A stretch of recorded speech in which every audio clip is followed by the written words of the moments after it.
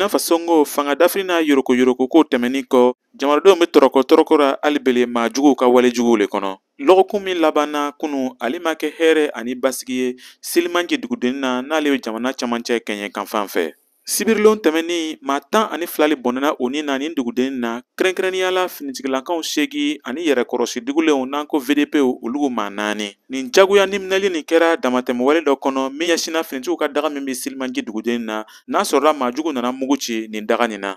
Sɛgɛsɛgɛliw y'a yirana fana ko sɔrɔdasi 5 jogira nin bɛnkanni nin kɔnɔ. Ka taa jamana worodugu fan fɛ kɛrɛnkɛrɛnnenya la Gursi dugu kɔnɔ n'ale dantigɛlen don ka bɔ Wagadugu la ni kilomètre 140 ye. Maa jugu ye o yɛrɛ yira o yɔrɔ la. O y'i ta don olu ka dɔgɔtɔrɔso la min kɛra sababu ye ka nin cikɛda nin ka mobili 3 jɛni.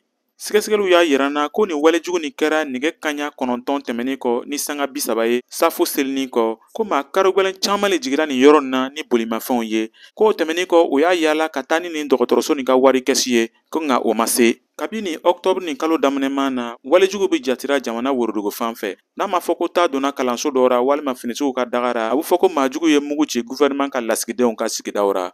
Nin tun ye Kadaɲɛ Tarawele kumakan ye ka bɔ Wagadugu, Burkina Faso.